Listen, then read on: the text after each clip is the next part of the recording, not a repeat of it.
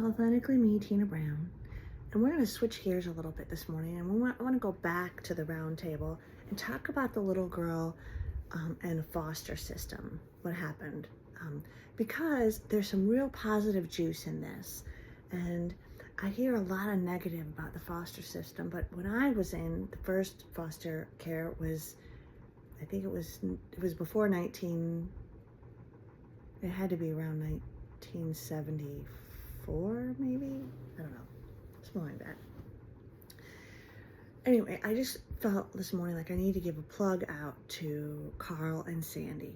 I don't remember their last names, but they were my first foster family. And I was little.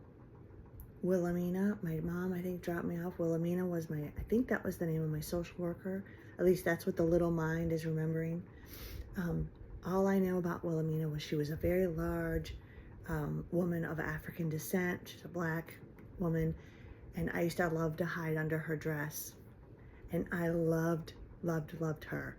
And I was very little. I think I was around maybe 4 or 5. I'm not really sure, maybe 5, 6. I don't know. I know I did not get out of foster care until 7. My dad found me and got me out at 7. But the point to this is I want to share with you the love of a good foster home and what that can do.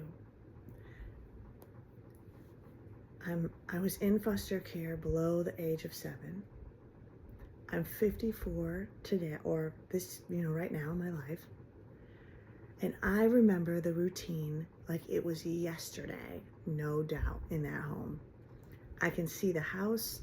It had a wraparound porch.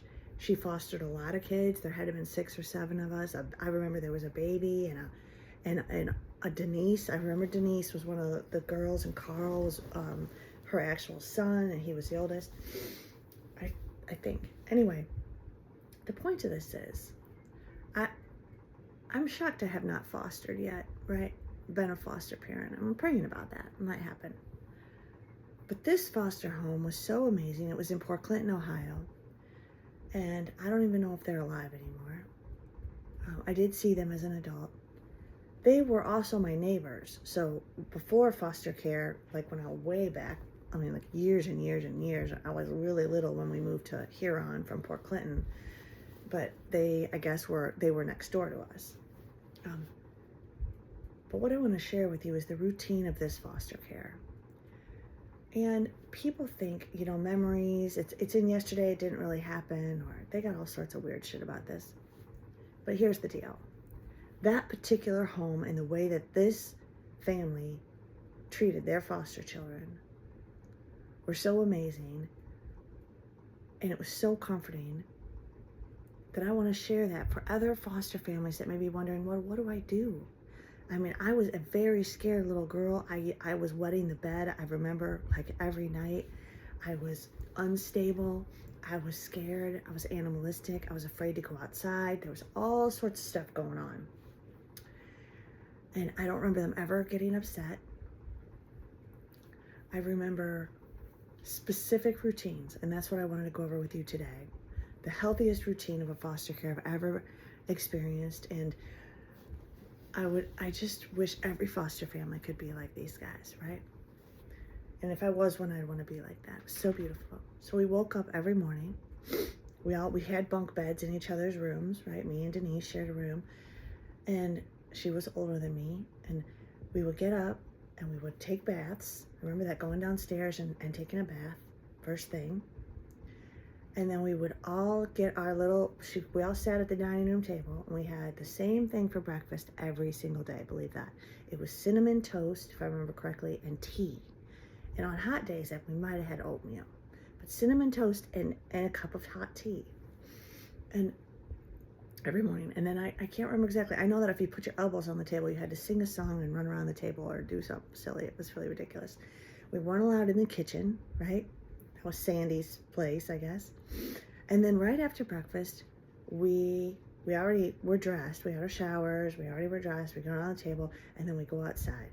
It was like clockwork. And it didn't matter if it was a weekday or a weekend. That's exactly what happened every single day. That's what I remember. And I hated it because I didn't want to go outside. I wanted to stay in the little safe room. this little playroom with my Barbie dolls, where we would go outside. And then she would ring a bell, ding, ding, ding, and we would come in for lunch. We'd sit around the same table, eat a little sandwich, and then we would go back outside until dinner.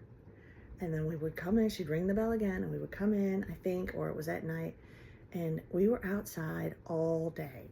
And the bell would ring, and we would come in, and we would eat dinner, and then we would all sit on the floor in the living room and watch, like, all I remember is watching is The Muppet Show.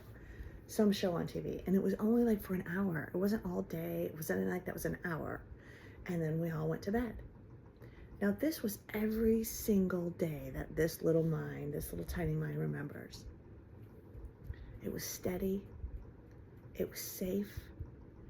It was consistent.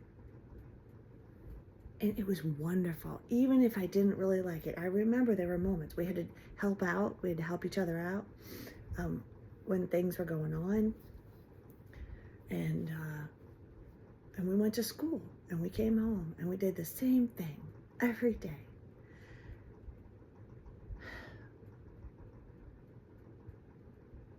You know, consistency, which I did not know when I was young. I probably didn't even like it. I don't even know. I'm sorry, Sandy and Carl, if you see this, and I didn't like it. It was a pain. I don't know, but I know that as an adult, those memories, those were solid, consistent. I don't ever remember being yelled at, screamed at, hit, punished in that type of manner. It was always this very calm environment, very steady environment, very consistent environment, very loving environment.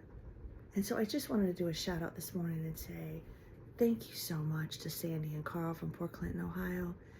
I don't know your last names, but you were amazing to me. And thank you, Denise and Carl, who I know is no longer living.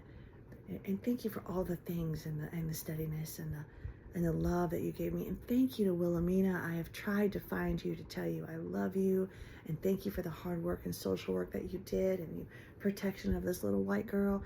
And you three were my angels, more than three, in my little life. And I needed you, and you were there. And I want to thank you from the bottom of my heart for all that you did for me.